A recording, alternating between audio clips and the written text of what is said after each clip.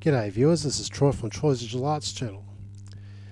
I thought I might make another video on my vintage late 60s era Concord NEI-17 1-inch vidicon tube black and white camera.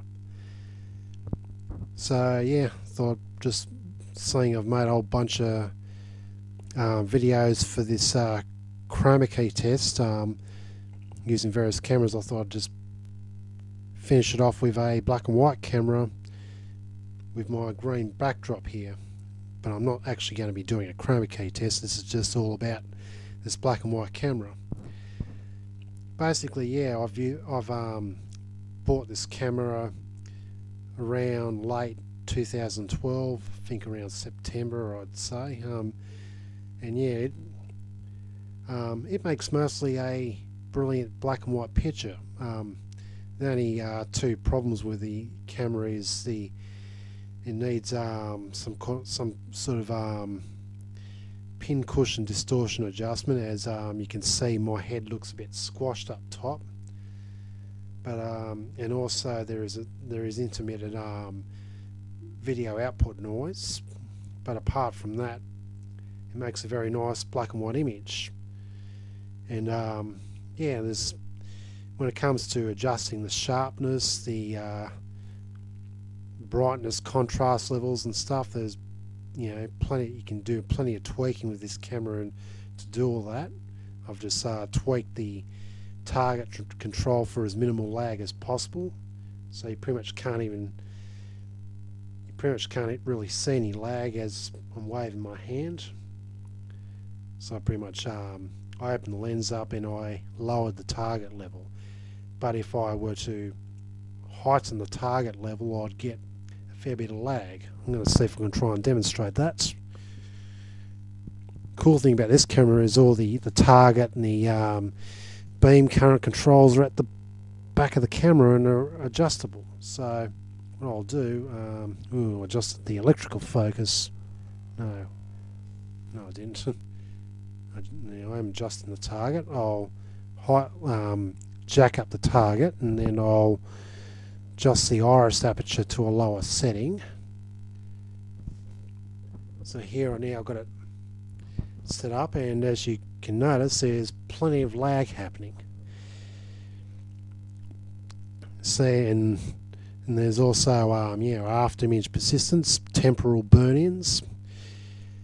It's quite a cool effect if you want a bit of ghosting, after image persistence kind of effects. So I stand position here for about a few seconds, and then I get out of the way. You'll see a ghost of myself.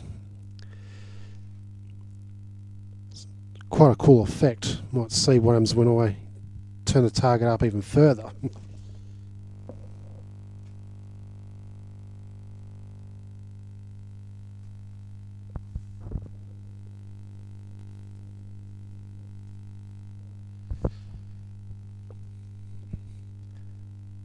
Yeah, the target's up a lot more, and as you can see, yeah, I can barely even see. The lag is pretty much really bad, and yeah, I look like a ghost. Quite interesting for effect. I'm not sure if it's good for the tube though, so I'm not going to keep it there. I'm going to probably turn it back to an acceptable level.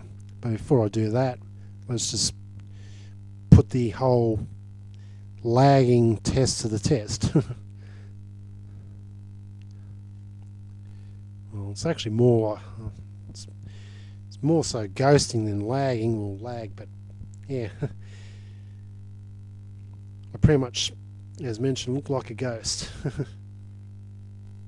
when it's adjusted to this very level. Alright, let's lower it again.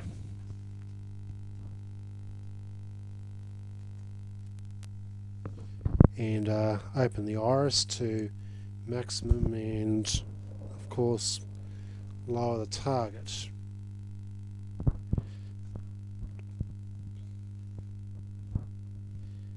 Yeah, I think I might have to lower the target even further because I'm getting a bit of highlight clipping happening. Okay, now it's back to an acceptable level where there's pretty much, where the lag's pretty much non-existent. So yeah, this is a pretty cool camera. You can do quite a lot of cool effects with it. And yeah, I guess when I decide to adjust pin cushion distortion and all that sort of thing, and get the picture dimensions right, it should look really good. This camera's pretty much looks of broadcast grade, I have to say, because the picture sharpness on this camera is absolutely pristine, and I know that the actual broadcast cameras that actually use 1-inch vidicons in the late 50s to the 60s era, I know that generally back then black and white cameras were image orthicon, but the lower budget ones, they actually made lower budget broadcast cameras using 1-inch vidicon tubes, and the pictures were still quite nice and everything like that.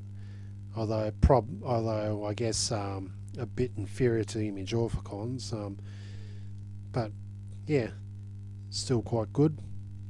I'd say any 1-inch vidicon tube camera probably, the picture quality can pretty much be the same, whether it be on a professional studio camera or a semi-professional type like the one I'm using, or even perhaps a security camera. Just as long as you tweak, I guess if you get the controls tweaked up, the picture settings tweaked up to optimum performance, you should get a pristine picture. Then again, I guess with the security type cameras, there's probably, I guess the circuitry is probably not as elaborate as that of the broadcast grade 1-inch vidicon cameras. But I noticed that with my Sheberton HV13 camera made around 1965, I mean the picture on that camera is just absolutely pristine for a simple 1-inch vidicon camera that was used for closed circuit television security purposes and the like. I mean, it's a basic camera, but the pictures were, very good. Anyway, let's see what else I can do with this camera. I mean, I love playing around with visual effects of this camera, and have done so for a number of things. I better adjust the back focus. This is the beauty about this camera. It's also got back focus adjustments, so you never have to worry about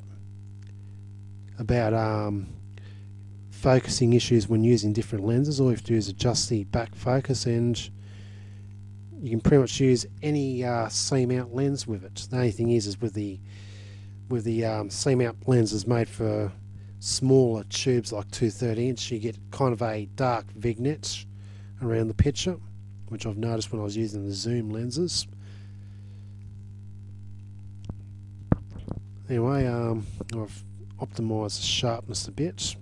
Kind of don't notice much difference, but I think I've adjusted according to the sharpness of the backdrop, but I'm a little bit forward a bit, so I might be a little bit defocused. Anyway, Anyway, as mentioned, you can make some cool effects by adjusting the controls at the back, the target and the focus. So if I want to whitewash something, I can just up the target and get some whitewash flashing effects. And they actually did that with the cameras as instant effects for for live television programs, particularly with music shows and with rock bands playing, you know, back in the 60s era, 60s, 70s, to achieve some, you know, simple instant effects. Just overdrive the tubes and that's what you get. Now this effect here, I mean, yeah, I'm overdriving the tube. I mean, this kind of effect I was actually used in the Black Sabbath clip Paranoid on Beat Club way back in 1970. Like, basically you had Ozzy Osbourne keyed on, and the band keyed onto a backdrop, and in the backdrop you see, you know, some gnarly psychedelic effects, and this is one of them where you got this overglowing kind of effect on the band members, and yeah, this is how you achieve the effect. All you use just ramp up the target and overdrive the tube, and here you have it, instant glowing effects, just like in that Black Sabbath clip.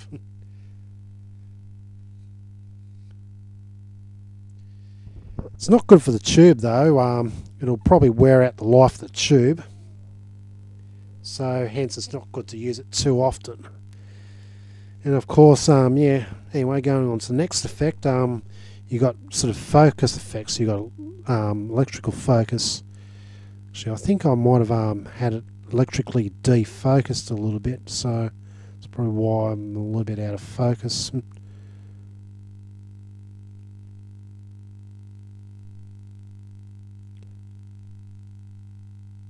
yeah, you can get a bit of a rotational effect here and a bit of defocusing.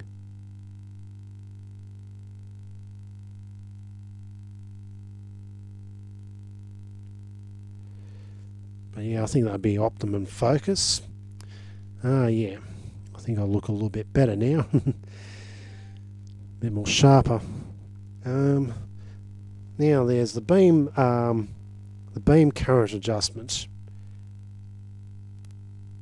So you also get some glowy kind of effects with that, and also it does affect the focusing of the picture as well. So if you want to, but anyway, you get some interesting flashing effects just like with the target control. So I lower, adjust the beam current one way and get that glow, and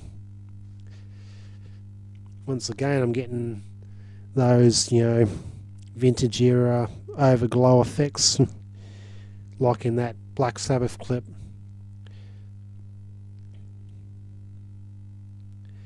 I'll actually stick the link to the Black Sabbath Beat Club clip on in the description of this video below, so you know what I mean by these overglow effects being used in that video. But yeah, I quite love these vintage style analog effects. You can't really do this kind of stuff using Pinnacle Studio and Adobe Premiere and After Effects and the like. You can't really you can't exactly replicate these kind of effects as accurately as you can using the, you know, real deal vintage era equipment. But yeah, nothing beats the real McCoy when it comes to recreating vintage effects.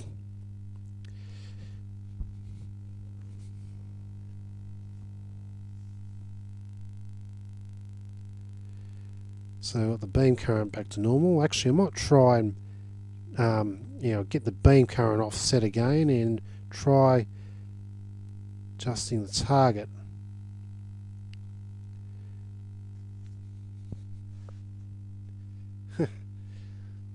My face can practically not be seen at all. Yeah. Well, anyway, let's get it back to normal.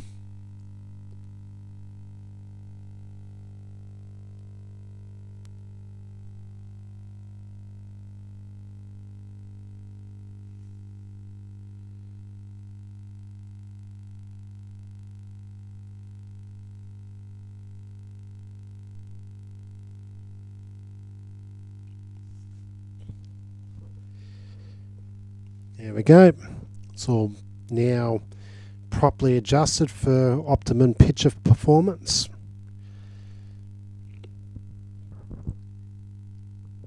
Anyway, yeah, let's just do another bit of a lag test or comet tailing test. Yep, like with any tube, vidicon tube type camera, you get the comet tailing effect when you reflect bright light towards the lens, waving this good light balloon across the lens. You see the comet tailing of the reflected light from the cyc light coming off the balloon.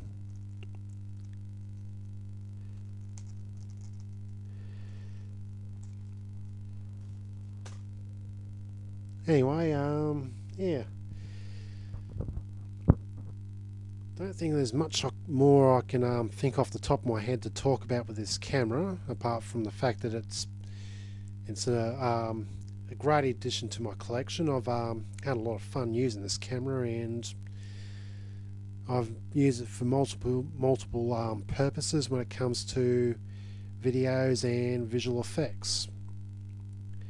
My latest use for this camera is to retronize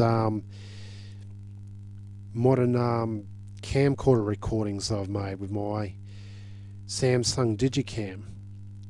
What I do is I set the Samsung Digicam picture settings to 4:3 standard, and I use the black and white effect and make black and white videos on it, and then I play the recording back on an old black and white TV. I've used me Pi black and white TV, and I use me Sony black and white monitor, both made around the era that this camera that I'm using was made. And then I have this camera pointed to the TV screen, and I adjust the camera to get an optimum black and white picture, or to get a bad quality black and white picture, depending on what depending on what kind of picture I want out of it, for whatever purpose. But anyway, I adjust the camera to get the picture I want, and I tele-record the picture to my DVD recorder, and I get myself a vidicon looking black and white picture. It kind of simplifies. If I want to make a vintage era vidicon picture, these days I don't need to lug my cameras all the way out on location and do the filming. All I have to do is do all the filming on me camcorder, Digicam, and play them back on a black and white TV and tele-record it using the old camera. Of course, I actually prefer to actually take the real cameras out and do the filming with them, because nothing beats the real McCoy, of course. But yeah, as I'm a bit lazy, I can just do that now, tele-record with the old camera. But I still do, of course, take my old cameras out remote and do filming. But of course, it is of better convenience if I want to go into hard to reach areas and stuff. I can't exactly lug my old cameras out to the lookout up at Mount Kira, because I have to then drag me the rest of the camera equipment, the videotape recorder, and I'll probably have to carry out a lead acid battery as well, and the power inverter to plug these cameras into, because these run off AC source.